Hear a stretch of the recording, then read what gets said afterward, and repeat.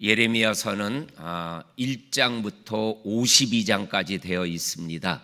그런데 오늘 26장부터 시작하는데 1장부터 25장까지는 우리가 작년 7월달 우리 매일 성경 큐티를 통해서 7월하고 8월달 2달 동안에 예레미야 1장부터 25장까지의 말씀을 우리가 새벽마다 이렇게 말씀을 나누었습니다.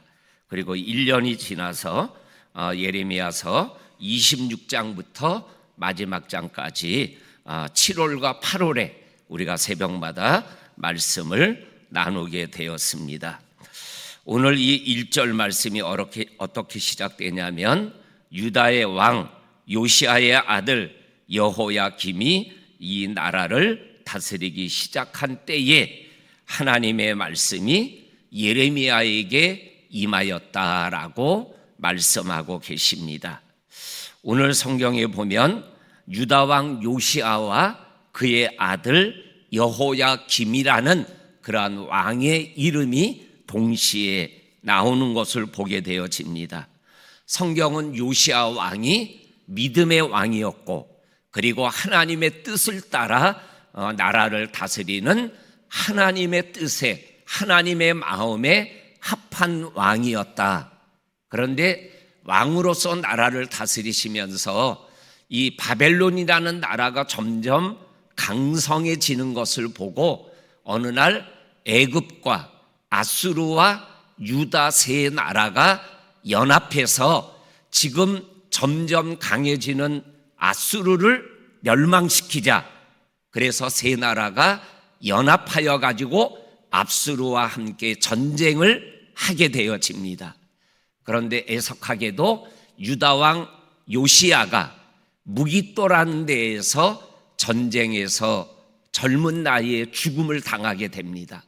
그 죽음과 함께 유다는 갑작스럽게 멸망으로 치닫게 되어지는 어려운 상황을 경험하게 되어집니다.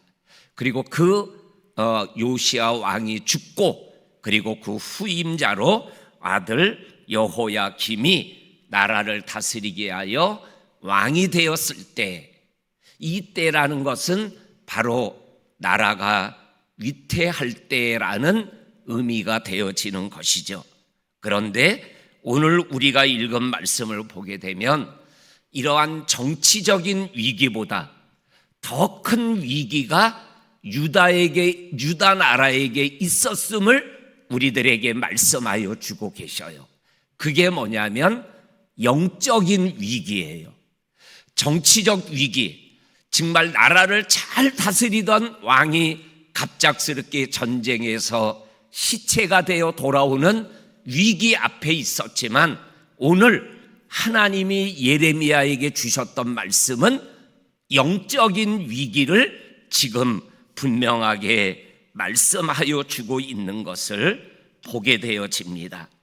이거를 조금 다른 말로 표현하면 겉으로 드러나는 위기도 있지만 어떻게 보면 겉으로 드러난 위기보다는 감추어진 내면의 위기가 더 큰 위기라는 것을 우리들에게 말씀하여 주고 계시는 거죠. 마음이 무너지면 다 무너지는 거죠. 영적인 것이 무너지게 되면 정말 겉이 잘 있는 것 같지만 그러나 뭐예요? 모래성과 같은 그러한 상황이 될 수 있다라는 것을 오늘 우리가 읽은 이 예레미야 26장이 우리들에게 분명하게 말씀하여 주고 계십니다. 오늘 하나님이 예레미야에게 말씀하시는 여호와의 말씀의 내용이 뭐냐면 성전에 와서 성전에 예배하는 자들에게 내가 너에게 명하는 말씀을 전해라. 이렇게 가감없이 모든 말을 한마디도 빠짐없이 전해라라고 말씀하여 주고 계십니다. 그러면서 이 말을 들어야 되는 사람들은 오늘 2절과 6절과 7절과 8절과 9절과 11절과 12절에 반복해서 나오는 모든 백성, 모든 성읍, 모든 민족이 들어야 되는 말씀이라고 말씀하여 주고 계십니다. 그 내용이 어떠한 내용이냐면 3절 말씀에 보면 그들이 듣고 혹시 각각 그 악한 길에서 돌아오리라 그리하면 내가 그들의 악행으로 말미암아 그들에게 재앙을 내리려 하던 뜻을 돌이키리라. 이 말씀은 13절에도 똑같은 말씀이 또 한 번 반복해서 나오고 있어요. 나는 하나님이 주신 첫 번째 말씀이 뭐냐면 너희들이 악한 길에서 돌아오라. 영적인 죄로부터 하나님에게로 돌아오라. 그러면 재앙을 내리겠다고 했던 재앙의 뜻을 하나님이 돌이키시겠다고 하신다. 이렇게 말씀을 하고 있습니다. 그런데 오늘 4절과 4절에 그러나 너는 그들에게 이와 같이 이르라. 여호와의 말씀이 그러나 너희가 나를 순종하지 아니하고 내 앞에 둔 율법을 행하지 아니하고 나의 종 선지자들을 꾸준히 보내지만 그들의 말을 순종하라고 하였지만 너희가 순종하지 아니하였다. 이렇게 하나님의 말씀에 불순종하고 율법에 불순종하고 선지자들의 말씀에 불순종하는 이러한 모습, 그래서 뭐예요? 돌아가라, 돌아오라 라는 말씀에 대해서도 불순종하고 있는 이스라엘 백성들의 모습을 우리들에게 말씀하여 주고 있는 것을 보게 되어집니다.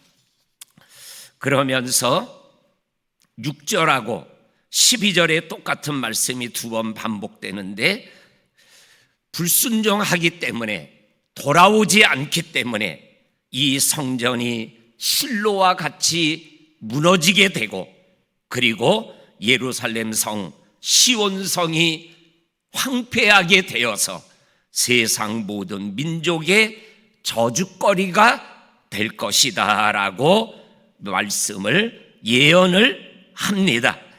그랬더니 7절에 보니까는 제사장과 선지자들과 모든 백성들이 그 말씀을 들었다 그랬습니다. 그리고 들은 그들에 대한 반응이 오늘 8절에 나옵니다. 예레미야가 여호와께서 명령하신 말씀을 모든 백성에게 전하기를 마침에 제사장들과 선지자들과 모든 백성이 예레미야를 붙잡고 이르되 내가 반드시 죽어야 되리라. 너 반드시 죽여버릴 거야. 이렇게 말씀을 하고 있다라는 것입니다. 그러면서 죽이고자 하는 이유를 9절에서 말씀합니다. 성전이 실로와 같이 파괴되어지고 그리고 시온성 예루살렘이 황폐하여 사람이 살 수 없는 도시가 될 것이라고 네가 말했기 때문에 너는 죽어야 된다. 이렇게 선언을 하고 있습니다. 그랬더니 예레미야가 답을 합니다. 그 답이 14절에 나옵니다.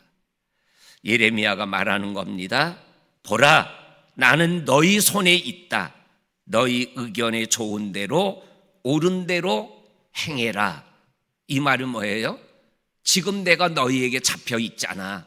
그러니까 너희들이 나를 죽이겠다고 했는데 죽여라. 죽여도 좋다. 예레미야가 그렇게 자기를 죽이겠다는 사람을 향하여 죽여라. 이렇게 얘기를 합니다. 그러면서 15절에 더 분명한 말을 합니다. 그게 뭐냐면 너희는 분명히 알아라. 너희가 나를 죽이는 것은 무죄한 피를 흘리는 거다. 죄 없는 사람을 죽이는 거다. 그리고 이 무제한 흘린 피에 대한 대가를 너희와 그리고 이 성과 이 성에 사는 주민들이 이 무제한 피에 대한 핏값을 받게 될 거다. 그러면서 나는 하나님께서 보냄을 받은 자고 그리고 하나님이 주신 모든 말을 너희에게 전했는데 나를 죽이려고 하느냐, 이렇게 담대하게 외치고 있는 것입니다. 오늘 이 말씀을 통해서 우리에게 주시는 아주 중요한 말씀, 인생의 문제 속에 임금이 죽어서 겉으로 드러난 위기보다 영적인 내면적 위기가 이 나라를 망하게 하고 있다라는 것을 우리들에게 분명하게 말씀하고 계십니다.